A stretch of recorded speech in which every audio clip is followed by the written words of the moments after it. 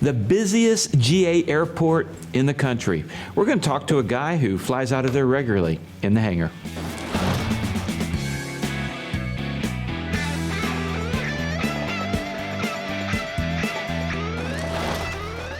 Hello, I'm Dan Millican, and you're watching In the Hangar, brought to you by Wingfield Aviation. Check them out if you want quality and transparent service for your aircraft. We are here today to talk about flying into busy general aviation airports and the tricks and tips, and we've got a couple of guys here who are phenomenal about that. And let's start with Carl Hancock. Carl, thanks for being here with us. Yeah. Fly with the guys. Yes. You are out of which airport? Deer Valley Airport in Phoenix, Arizona. Deer Valley, and it's kind of small, hardly any traffic? Hardly any traffic. Wow. So last year we had over 456,000 operations. Wow. Now, just to put that into perspective, Phoenix Sky Harbor only had 438,000. So it was more than Sky Harbor? Correct, which is an international airport. Wow. So. Wow. And then Josh Flowers. Josh is coming back on the show. Good to be back. And Josh, you've had some experience with GA. I have, just a couple. Maybe some frowned upon experiences, but yes, I have. All right.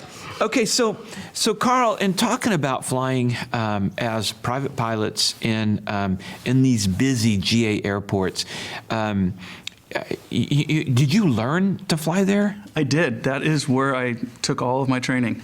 So. Do you think that hurt or helped? Did it lengthen out your training, or did it kind of like throw you into the fire? Well, let me back up to when I started, and I took my discovery flight out of there. And you're all excited. I want to learn to fly. I'm gonna go on this discovery flight. It's gonna be great. And then your brain explodes because the radio won't shut up. Right. It's absolutely insane. So moving forward, did it extend anything? No, because that was normal to me. That was my fire that I was thrown into. And so I just picked it up about midway through, I think just like anybody else. But it definitely took a high level of listening and trying to understand because, man, they talk fast there. Well, and I guess it's towered. Yes. Is that a class? I guess not a Class C because it's under the Class B of Sky Harbor. Yeah, so it's Class D airspace, just right under Sky Harbor. There's a couple thousand feet between us and the Class B airspace, but everywhere I fly inside of the Phoenix area is under the Class B. Why is Deer Valley so busy? Well, first off, we have over 1,100 aircraft. Now, that's on the premises, and that statistic is old. That's probably 2016, and it's only grown since then, just like the number of operations.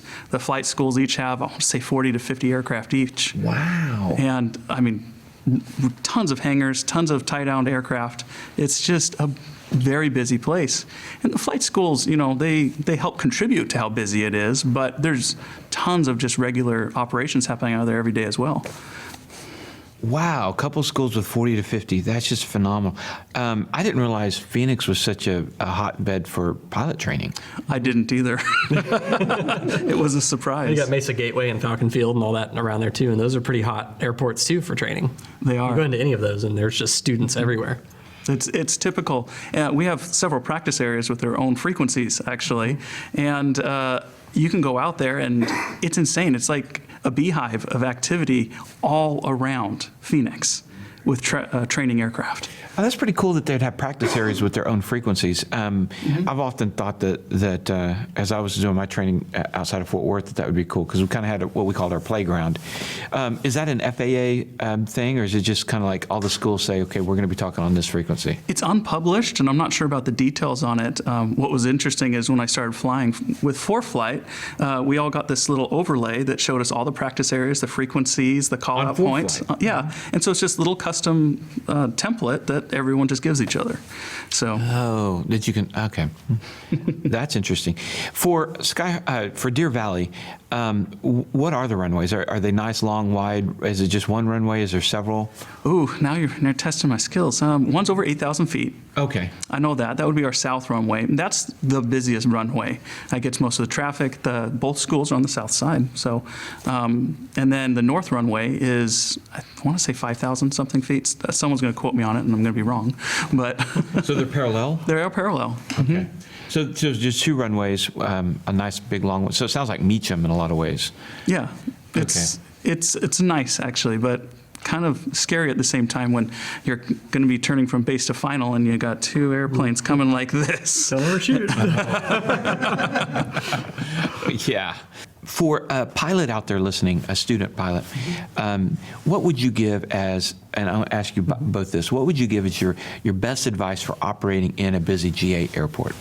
Well, there's a couple of things. We've always had ADS-B, and a lot of the aircraft inside of that airport are early adopters to that, just because if you are flying in there and you look on your ForeFlight, everything's normal, and then you just see this beehive of activity in this little spot. So your head has to be on a swivel, but at the same time, you have to be super aware of what's going on. It's not uncommon for each side of the pattern to have 10 aircraft in it at once. And there's been several, even on my check ride, I was told, remain outside class Delta. Oh, wow. Because it is so busy that sometimes they just can't accept any more people. And they'll deny sometimes touch and goes. You have to go full stop and go just because it can get so crazy. Wow. Josh, what would you recommend to a student pilot out there? I would say that the most important thing is proficiency. If you go into a busy environment and you haven't flown in a month or a month and a half or whatever, or it's a new airplane or anything like that, you're going to get behind the airplane so fast, and it's just going to turn into a really bad situation. But if you're proficient and you're used to flying, you've been flying real often, and you can keep up with the radios and everything, that's the most important thing. And that became apparent to me maybe like a couple of years ago. I just had a bit of time, maybe it was like 2 months, where I really only flew a couple times, and then I had to come up here to Dallas Love to do, meet with somebody real close to the airport. And just getting into the Bravo airspace, I have felt overwhelmed for the first time in years. Oh, wow. And I said, wow, I'm in an airplane that I'm very used to, and an airspace that I've gone into a million times, into an airport I've gone into a million times, but I'm not proficient. I haven't flown very much in the last couple of months, and it just kind of slapped me across the face, and I realized, oh wow, that would have been good to maybe take the last week and just go up every evening or something and just talk to ATC and kind of get back in the groove of things. So proficiency, I think, is the key with dealing with busy airspace. And I was going to say, too, that being familiar with the airport, anywhere that you're going to, is super, super important. Yes, we're supposed to have that up whenever we're taking off and landing, our taxi diagrams. But knowing what's going on the ground is just as important inside of the air, because it's just busy everywhere. Right. I have a picture of me coming in on final, and I looked over at the south runway, and there was 15 planes waiting and ready to take off. And that is just, the tower's got to be like a huge director of everything that's going on. And so just always being alert, and don't let anything distract you. Right. And I recently, I was just at Falcon Field in the 172, and on the topic of being alert and kind of looking around you and knowing what's around, I was holding short of the runway, and I take forever to do my pre-takeoff checklist, and I verbally brief the abort plan and all that kind of stuff, and I was taking forever, and Tower called and said, who's holding short of runway 22 left? And I kind of looked up and I said, well, that would be me. and I keyed up and I said, that's 80991, and I looked over my shoulder, and there were like 8 flight school airplanes. And I said, oh crap, they're actually waiting on me. So I mean, it was kind of a funny exchange, and I just told Tower, I'm sorry, I didn't realize it, and I just, kind of sidestepped and let the flight school airplanes go. But an unfamiliar airport like that, I didn't know that it was kind of like a tight area, and I just didn't even think about it, that there's going to be a very high frequency of flight school airplanes wanting to go. Where's Falcon Field? Falcon Field's on the east side of Phoenix. So Deer Valley, is it like northwest? From Sky Harbor, north, yeah, just a little bit west. Okay, yeah. So Falcon is another delta kind of on the east side of Sky Harbor, underneath the Bravo. It's not as busy as Deer Valley, but it's got a lot of flight school traffic. Yep. All right, so Carl, tell us a little bit about yourself, and are you fairly new with aviation? I am. Well, yes and no. So I was introduced to it reintroduced. As a kid, I was a fanatic. Right. But in 2015, I was reintroduced to it by a good friend. I went with my son on a scouting excursion, and we went and saw an airplane. And that just kind of reignited the whole fire. And through that experience, I went on discovery flight and started going flying with some friends that I had made. And but a 3-year journey later, I finally was able to get my certificate, and that was literally just last May. Wow, so less than a year ago. Less than a year ago. Wow, you're a baby pilot. Baby pilot, yes, in comparison to Josh here. Right. Baby pilot, what are you talking about? And what kind of plane do you fly right now? I do fly a 172. I recently just started flying a Cardinal until its engine blew up on the ground. Okay. On the ground. With you in it? My next question. No.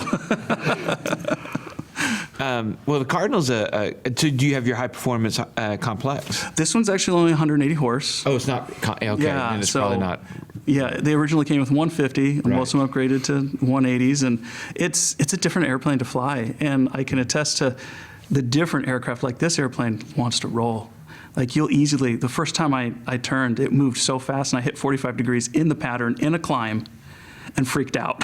It's probably not not a good time to freak out. But yeah. it happens so quickly, and it just lets you know that different aircraft perform at completely different levels. So are you going into instrument?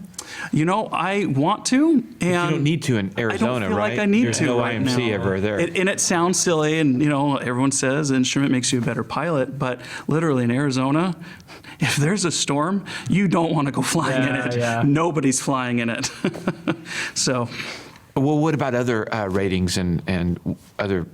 Where do you want to go with this? where I want to go with this is I do want to get more. I want to have fun. I want to see different airplanes. I want to explore aviation. I love flying. I love airplanes just as much.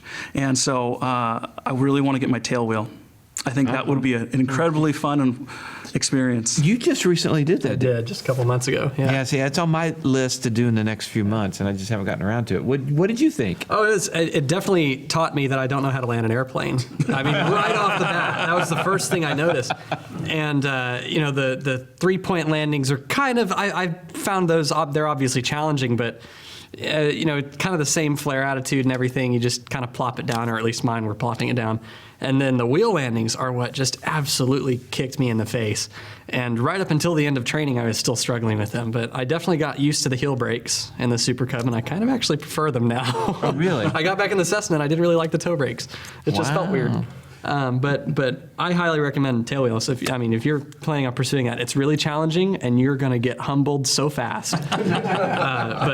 It's such a great endorsement to get. And It mildly terrifies me, though, because I can't tell you the number of airplane I've seen on my ramp that have ground looped. right, that is a thing that happens. Just don't let it. Don't happen. do it. Don't do it, right? Fly good, don't suck, right? Fly good, good, don't suck. suck. Yep. So, now what's Fly with the Guys, and how did that get started? So Fly with the Guys kind of went hand in hand with my whole aviation journey. I started flying with a friend, and we were making a couple videos together while he was doing his instrument training. Lots of destinations, just building time. And eventually, it turned into me just creating videos to help educate others because I was educating myself. Right. So, I wanted to answer the questions that no one had good answers for. Like, probably one of the most popular questions everyone asks is, how much does it cost to get your private pilot license? And I say license, I know it's a certificate. Right. Oh my goodness. I'll let that one slide. But answering those questions inside of a new, informative, and unique way so that someone can either calculate it themselves or have a rough idea of how much money they need to save. Right. Because so many pilots quit because they just simply run out of money. Or they don't realize the cost going in. So, and then, I started doing videos like that, and one of my most popular one is, coincidentally, how to talk to air traffic control. Out of Deer Valley, who would have thought? I know, right? And it just became super important, and I just did a follow-up video to it, clarifying a couple things that I wasn't, I was still in training when I made it, Right. but clarifying a couple of things to make it more accurate. So, I've made some of those patch-up videos before. yes. Yeah, I probably needed to have made some patch-up videos. We won't get into that now. Not this episode. Not this episode, not any episode. Okay, so for communicating, growing, you definitely get thrown into the fire training for ATC communications at Deer Valley. I would imagine you have to be very precise with your wording and everything else. What would you say is the best tip you could give to a student pilot out there who's maybe intimidated by air traffic control? That's an easy one. I know that one right now. Say again or slow down. Air traffic controllers, especially in busy airspace, talk fast. And if I told this inside of in my first video, and the one girl, the first comment is like, "I feel like I've discovered electricity." And it's true, because you look at them as authority. What they say is Right. end all. We do what they tell us to do, but really they're there to help you. And so you can ask them to say it again, or to slow down, or "I'm unable." That's also a big my one. favorite one. Yes, and that would be what I would suggest, is just tell them to slow down. They'll do it. They're there to help you. Yeah, I don't think I've ever said unable yet, but I know I need to. And Maybe there's a couple times that you should have. yeah, well, I mean, I'm thinking one the other day. I was, where was I? I was landing in Arkansas for a shoot. We was taking the crew there, and I'm over the numbers, and the FBO, it's untowered. The FBO's calling me and saying, "Centurion landing, are you going to need fuel?" And I go ahead and answer, and end up having a kind of a bumpy landing, because I'm like answering it. I just needed to not answer. I think about Dan Greider doing that to Flight Shop Steve. Throwing all sorts of stuff that he had to do before he could. Right. That's hard for me. Drop the pen or something. Yeah. Yeah, well, and it was hard for me not to hear that voice of authority and go, "I got to respond right away. I got to answer them." So yeah, that's a big one. I learned how to fly it. It's a different situation than Deer Valley. Y'all don't have airline traffic there, or No, we do not. Any commercial service or anything? No. Okay, so at Austin, Bergstrom International is where I learned how to fly. Oh, you learned at Bergstrom? At Bergstrom, yeah. So Oh. it's a Charlie. It's not nearly as busy as Deer Valley in terms of flight school traffic, but I mean, I'm in a little 152 holding short next to, British Airways. So it's a totally different kind of realm. You're not holding short next to 22 other Skyhawks. It's some jets that are 13 times your size, but it's the same concept in that you just get used to talking to ATC. And I really like what you just said there. I'm going to steal it, about say again and slow down. Because that happened to me on my first solo. The controllers, I mentioned first solo in the clearance when I was picking up the clearance, but then after that, the tower controller, I guess, didn't get the memo or something, or they didn't know. And they were just throwing instructions at me and telling me to do some kind of complex things.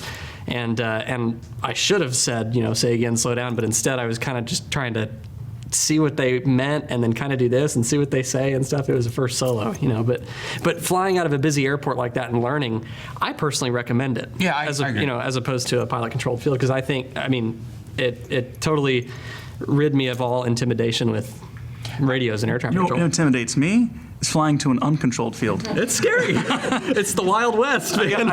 Well, for me, it's like, am I saying what I'm supposed to say? Right. Because CTAF call, right? yeah, and I'll make my call. I'm like, how do I close this again? It's not my tail number. Yeah, that's okay. I agree with you there. And I did my private at a Class D towered airport, so we had to talk right away. And what I really appreciate about the school that I did is on the checklist of the 152 that we were using, it had your script, your tail number at whatever with whatever, and, Right. and it had it all ready to go there, and we could just read it off there, and it got me used to it. Well, one of my most recent videos that we produced, we sent my son on a discovery flight. And, I thought that he would be the most intimidated person to talk on the radio. And our instructor's there, and he's like, "Hey, do you want to talk on the radio on your discovery flight?" "Sure." And so he got out a sheet of paper, just like you said. They filled it out together. They had listened to the ATIS report, and my son keyed up and made a radio call, first time. And it was perfect. fantastic. After taxiing the plane like this. Well, I took my cinematographer. I took him on. We were on a trip. Went to Stephenville, got some heartache, but we were also doing some work. And I said, "Hey, do you want to work the radios?" And he was like, "Okay." And we get down there, and I tell him what to say, rehearse it. Tell him, rehearse it. He keys the mic and freezes. Yeah, it's the brain disconnect button. Yeah. It absolutely was. It was a fun moment, and my crew would appreciate that. Anyway, okay. Any final words? GA heavy traffic airports. Be willing and able to communicate, and not just to student pilots, to rusty pilots. I mean, you understand, you know what's going to be talked about, what's going to happen. Don't just say, I'm going to get in the airplane, I'm going to fly into controlled airspace. Know what you're going to say, what you're going to respond to, and know the airport. And that's the best thing that you can do. It'll help you in what you're doing, especially over the radios. Yeah, just do your homework, and if you're coming into a real busy airport, like Love, for example, Dallas Love, if you're coming in, whenever I come in, if I'm going to an FBO that I normally don't go to, or even if I'm going into the one that I'm used to, I always, before I leave, I look at the taxi diagram and I say, okay, if I land this runway, this is what I can expect. If I land this runway, this is what I can expect. Exactly. And then, of course, departing, I do the same thing before I even get in the plane. Okay, they're probably going to have me taxi out to this runway because that's what they're using, and just not necessarily just about taxi diagrams and stuff like that, but do your homework. It makes the process inside the airplane a lot less daunting because you've got a ton going on in that cockpit. As soon as that engine starts, Yeah, you feel like a clock's, tick-tocking above Right. your head. Yeah. Well, very cool. Carl, thank you so much for coming on. It's great to meet you. Yes. Josh, as always. Absolutely. And I appreciate you. So thank you guys for watching, and we'll see you next time in the hangar. And take care.